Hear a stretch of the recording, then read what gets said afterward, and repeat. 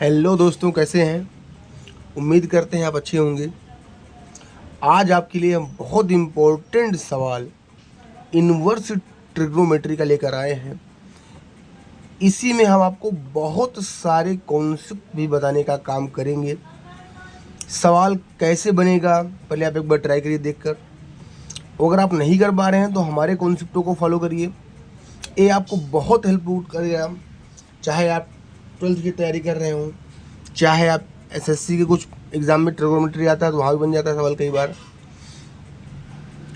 आप UP TGT maths KVS D triple S B या other one day exam जहाँ पर मैथ्स एडवांस मैथ आता है, या कह सकते हैं आप, या आप कोई भी मैथ्स की तैयारी कर रहे हैं जहाँ पर मैथ्स आता है, वहाँ पर इस तरह के सवाल देखने को मिलते हैं।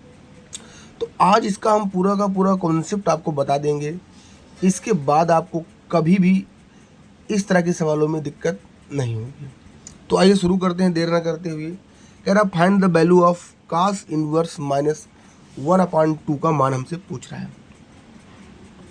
मेरे दोस्तों, ये सवाल बहुत इजी है, लेकिन अगर आप इसको लगाना चाहते हैं तो सबसे पहले आपको इसके मेथड को समझना पड़ेगा। तो सबसे पहले नंबर पर आपको क्या करना है मेरे दोस्तों, सबसे पहला काम करना है आपको आपके इनवर्स ट्रिग्नोमेट्रिक फंक्शन का जो वैल्यू दिया है उसका आप साइन देखिए। साइन क्या है, प्लस है कि माइनस है। आप साइन देखिए, प्लस है कि माइनस है, यहाँ पर माइनस है। दूसरे नंबर पर आपको काम करना है मेरे दोस्तों,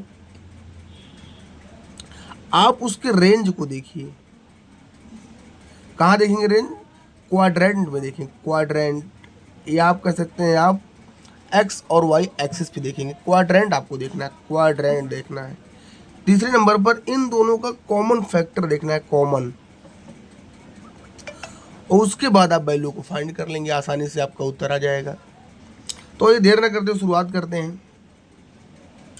साइन माइनस है तो आपको सबसे पहला काम क्या करना है मेरे दोस्तों, एक क्वाड्रेंट खींचना है। ये आपको पता है, ये हमारा पहला क्वाड्रेंट होता है, ये हमारा सेकंड क्वाड्रेंट होता है, ये हमारा थर्ड क्वाड्रेंट होता है, ये हमारा फोर्थ क्वाड्रेंट होता है। आपको भी पता है कि यहाँ पर ऑल पॉजिटिव होता है, यहाँ पर साइन और कॉसिक पॉजिटिव होते हैं, यहाँ पर टेन और कॉट पॉजिटिव होते हैं, यहाँ पर सेक और cosec. All sugar to coffee, बहुत सारे अलग अलग नियम है इसको समझने के। तो यहाँ पर सब पॉजिटिव होते हैं।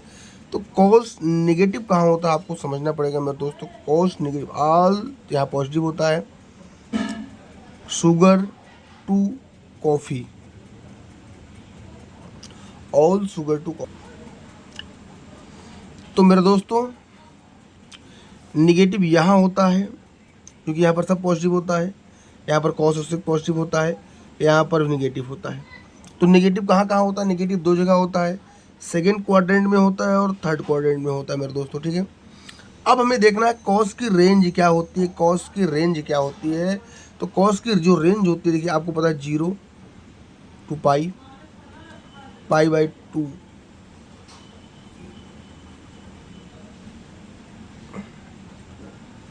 3π/2 ऐसे होता है।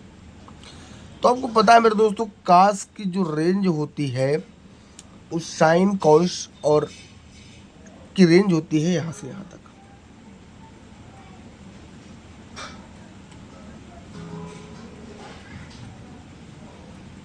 जीरो टू पाई होती है,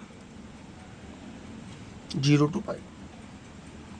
अब 0 to पाई होता है तो आप देखिए इसमें कॉमन पार्ट फिर आ गया, डबल कॉमन आ गया। थर्ड तो हम लेते ही नहीं, जब आपको डिटेल पढ़ाएंगे तो पढ़ाएंगे। तो यहाँ पर आ गया। अब मैं सिग्नेचर लाइन यहाँ, तो यहाँ पर अगर होता है तो थीटा होता है, यहाँ पर पाई माइनस थीटा लेते हैं हम लोग, यहाँ पर माइनस थीटा लेते हैं, यहाँ पर तो हम लेते ही नहीं हैं। तो अब आपको वैल्यू पुट करनी है मेरे दोस्तों।